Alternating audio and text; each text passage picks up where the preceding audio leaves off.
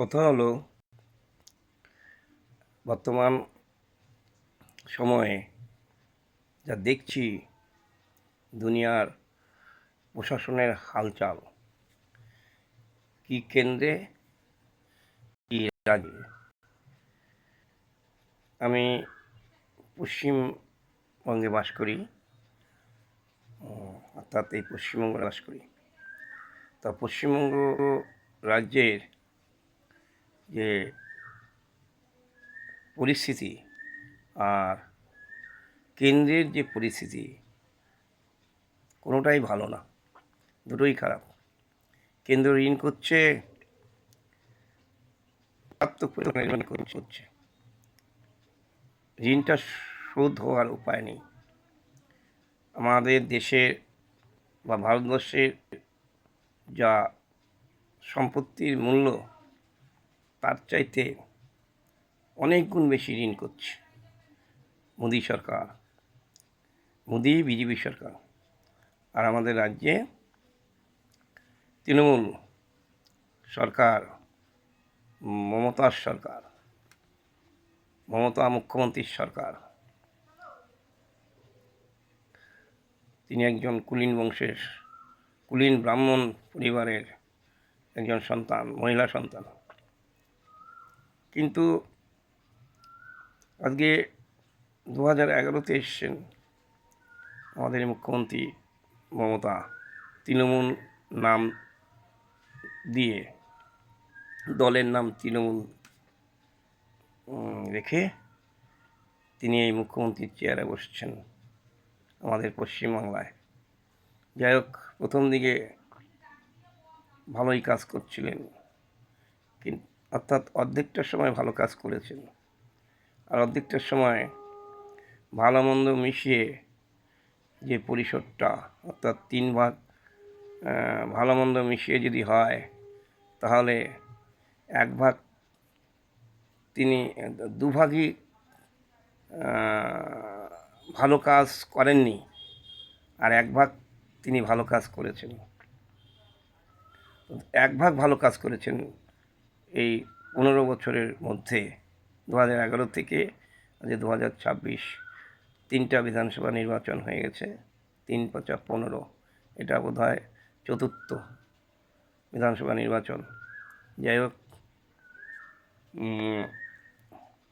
এই রাজ্য সব দিকেই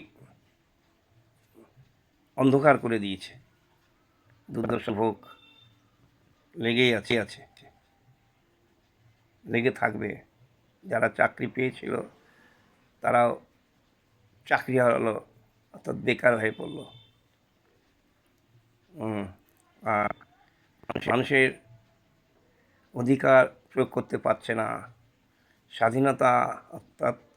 স্বাধীনতা অধিকার প্রয়োগ করতে পারছে না। এইভাবেই আমাদের জীবন কাটছে। যারা চাকরিহারা হলো, তারা তো সব কাজ করতে পারবে না, কারণ ছোটোবেলার থেকে যারা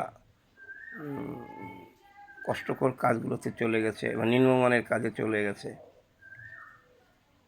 কিন্তু একটা বয়স পৌঁছলে, আরও বিশেষ করে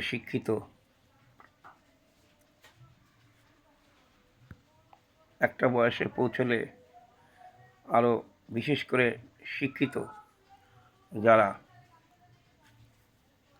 তারা যে কোনো কাজ করতে অসমর্থ হয়, অর্থাৎ পারবে না। সবাই সব কাজ পারেও না। ছোটোবেলায়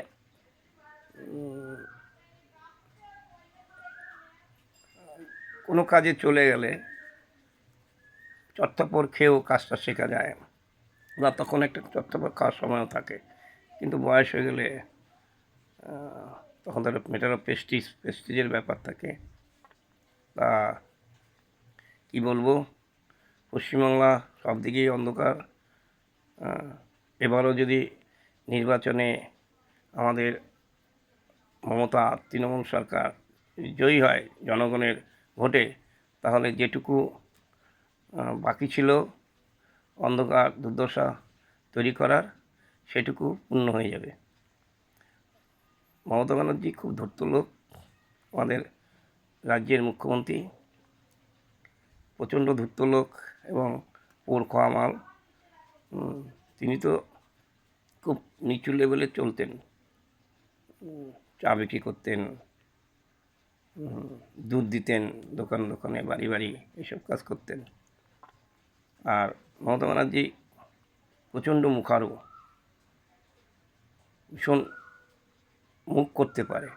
আসলে উনি বুঝিয়ে দেন যে আমি কোন লেভেলের, অর্থাৎ তিনি যে নিচু লেভেল থেকে নিচু লেভেলে মেলামেশা করেছেন, চলাচল করেছেন, সেটা তার কথার মধ্যে দিয়ে, তার ব্যবহারেই বুঝিয়ে দেন। অতি ধূর্ত লোক, তার একটাই চেষ্টা গদিটা কী করে রাখতে হবে। গদি রাখার জন্যে তিনি যত রকমের কুকৌশল বা কুবুদ্ধির নিয়ে থাকেন বা আশ্রয় নেন।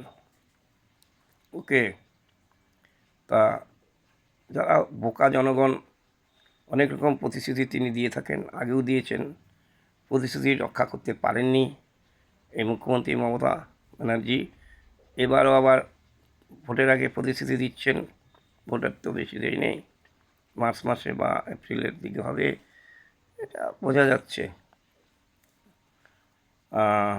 যাই হোক, বোকা জনগণ যদি এখনও যদি বোকাই থাকে, তাহলে আবার যতটুকু দুর্দশা দুর্ভোগ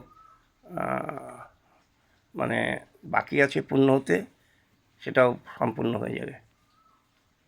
অর্থাৎ যতটুকু দুর্দশা দুর্ভোগ পূর্ণ হতে বাকি আছে, সেটাও পূর্ণ হয়ে যাবে, এই হচ্ছে কথা। তো জনগণ যদি সচেতন হয়, যদি নিজেদের দুর্দশা দুর্ভোগ না চায়, তাহলে সমস্ত জনগণকে, অর্থাৎ যারা ভোটদাতা, তাদের অধিকাংশই তৃণমূলকে গদি থেকে অপসারণ করে যাকে বসানো ঠিক তাকে বিপুল ভোটে জয়ী করা দরকার। তা না হলে আমাদের এই দুর্দশা দুর্ভোগ থেকে যাবে, আরও বাড়বে। যতটুকু আমরা একটা শান্তি বা নিরাপত্তা নিয়ে আছি, সব চলে যাবে, আমাদের সমস্ত শান্তি নিরাপত্তা চলে যাবে, দুর্ভোগ দুর্দশা বেড়ে যাবে। অতএব জনগণকে ভেবেচিন্তে ভোটটা দিতে হবে, যাতে এই সরকারের পতন ঘটে, আর নয়। মমতার চালাকি আমরা অনেক দেখেছি, অনেক প্রতিশ্রুতি দিয়ে থাকেন, কিন্তু প্রতিশ্রুতি তিনি কাজ করেন না। এবারও তিনি বড় বড় প্রতিশ্রুতি দিচ্ছেন। যারা লোভী বোকা, এর কথায় এই কথার আকর্ষণে বা লোভের প্রতি আকৃষ্ট হয়ে ভোট দিলে নিজের পায়ে নিজে কুড়াল মারবে। অতএব জনগণকে বুঝতে হবে যে ও প্রতিশ্রুতি দেয়, কিন্তু প্রতিশ্রুতি বেশিরভাগ পালন করে না, এবং এটা হচ্ছে ভোট বাক্সে ফয়দা লুটার জন্য, অর্থাৎ ভোটে জয়ী হওয়ার জন্য।